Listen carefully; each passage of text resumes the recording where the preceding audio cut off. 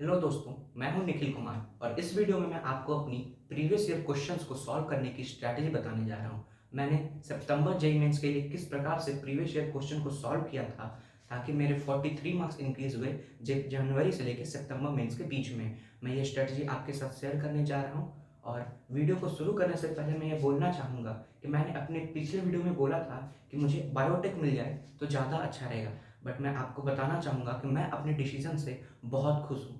मैंने textile technology लिया, बाकी कॉलेजेस बाकी ब्रांच के ऊपर मैं अपने डिसीजन पे स्टैंड करता हूँ। मैं बहुत खुश हूँ कि मैंने ये डिसीजन लिया। तो चलिए वीडियो को शुरू करते हैं। सबसे पहले मैंने प्रीवियस ईयर क्वेश्चंस को दो पार्ट में डिवाइड कर दिया था। एक प्रीवियस ईयर क्वेश्चंस जो लास्ट जेईई मेंस के हुए थे, जैसे मैं अप्रैल मेंस की तैयारी कर रहा था तो सितंबर जेईई मेंस में जो जो प्रीवियस ईयर क्वेश्चन थे मैंने उनको एक पार्ट कर दिया और बाकी प्रीवियस ईयर क्वेश्चंस को मैंने दूसरे पार्ट में रख दिया। अब मैंने क्या किया था कि प्रीवियस ईयर क्वेश्चंस जो कि लास्ट में हुए थे वो सबसे लेटेस्ट हैं। उनमें एनटीए पहले सीबीएसई कंडक्ट कराता था जेईई मेंस, अब एनटीए कंडक्ट करा रहा है, तो पेपर के पैटर्न में काफ़ी डिफरेंस आ गया। पेपर के पैटर्न में भी डिफरेंस आ गया और जो पेपर का थीम है, तो पहले अगर आप 2018 तक का मार्क्स वर्सेस रैंक देखें और 2019 से मार्क्स वर्सेस रैंक देखें, उसमें काफ़ी डिफरेंस है। तो आपको ये बात समझना होगा कि आजकल पेपर कैसे आ रहे हैं। तो मैंने लास्ट जेईई मेंस का जो पेपर है उनको अलग पार्ट में रखा और बाकी जेईई मेंस के प्रीवियस ईयर क्वेश्चंस को अलग पार्ट में रखा। उसके बाद मैंने जो लास्ट जेईई मेंस के पेपर हूँ उनको असली मेंस की तरह सॉल्व करना स्टार्ट किया। मैंने एक फिक्स डेट, फिक्स टाइम, और जब टाइम पे आप सॉल्व करें तो आपको अभी ये नहीं पता है कि आपकी पेपर मॉर्निंग शिफ्ट में होने वाली है या इवनिंग शिफ्ट में। तो आप जब भी दें तो एक पेपर मॉर्निंग और एक पेपर इवनिंग शिफ्ट में दें। आपको आदत लगी रहनी चाहिए और पेपर हमेशा पेपर के टाइम पे दें। वो ये लास्ट ईयर जेईई मेंस में जो आपके पेपर्स हुए थे उनको आप फिक्स टाइम, फिक्स शेड्यूल बना के, जैसे अभी ही जितने पेपर्स हैं 8-10 पेपर्स देने हैं, वो आप डिसाइड कर लीजिए अपने प्रिपरेशन के हिसाब से, और वो आपके रियल जेईई मेंस होने वाले हैं। आपको उस एक दिन के पहले आपको तैयार रहना है कि मैं कल असली जेईई मेंस देने वाला हूँ, वो आपको सोच के रखना है। देखिए इससे क्या होगा, और इन 10 पेपर का फुल एनालिसिस मैं आपको आगे बताऊंगा। कुछ लोग बोले हैं कि सारे पेपर्स का एनालिसिस कर लो, सारे पेपर्स दे लो, लेकिन मैं आपको बता रहा हूँ जब आप 1 मंथ 2 मंथ डेली पेपर देते हैं या एक दिन छोड़ के पेपर देते हैं तो आपका एक रूटीन बन जाता है। और जब आपका कोई रूटीन बन जाता है आप अपने रूटीन पे उतना ध्यान नहीं देते हैं। आप डेली पेपर को उस फोकस के साथ डिस्कस नहीं करेंगे, आप उस पेपर को एनालाइज नहीं करेंगे उस फोकस के साथ। और मैं ऐसे मैं आपने एक 10 क्वेश्चन को अलग करके उनको रख लिया, उन पेपर पे आपको फुल फोकस देना है। मैं ऐसा नहीं कह रहा कि बाकी पेपर्स आप दे तो उसे छोड़ दें।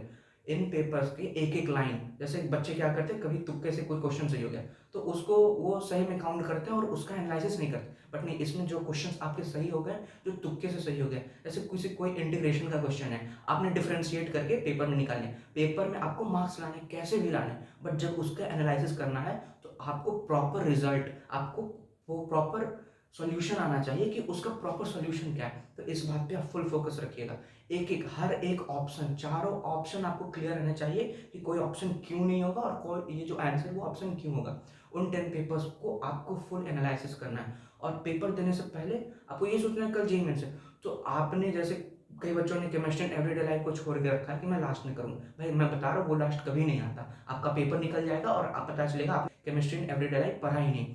इसको तो अब आपका मानिए कल वो जो पेपर आप देंगे तो उससे एक दिन पहले आपको केमिस्ट्री एंड एवरीडे लाइफ पढ़ना है, हर एक चैप्टर का एक बार शॉर्ट में रिवीजन करना है, फॉर्मूला पढ़ना है, ताकि कल आपका बेस्ट स्कोर आए और फिर जो होगा उसका फुल एनालिसिस करना है।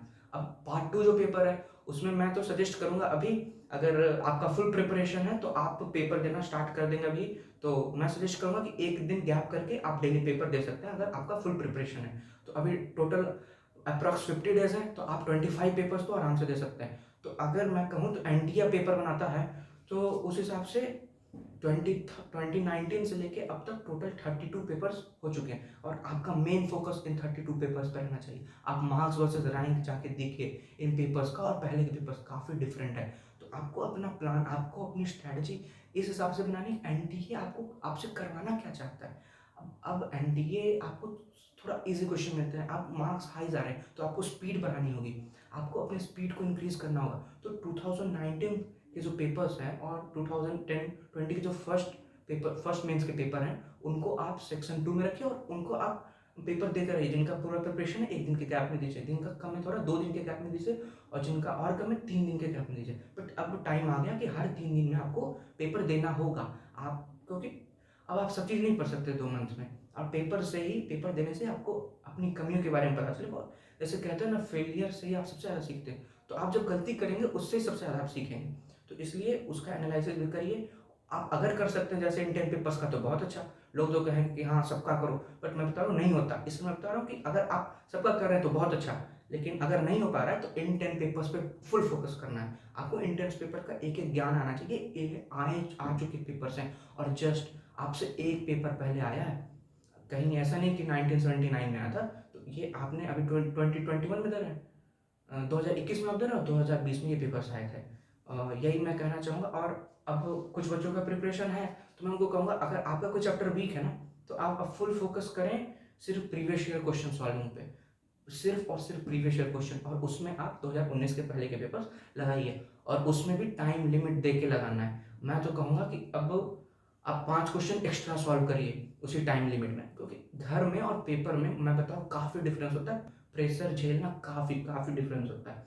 तो इस पे आप ध्यान रखिए। और फिर मिलूंगा अगले वीडियोस में, तो देखते रहिएगा। सब्सक्राइब कर दीजिए, शेयर कर दीजिए। अगर आपको स्ट्रैटेजी पसंद आए तो लाइक कर दीजिए, फॉलो करिए और बताइए। और अपने मार्क्स बताइएगा, आपके क्या मार्क्स आ रहे हैं कमेंट सेक्शन में। Thank you.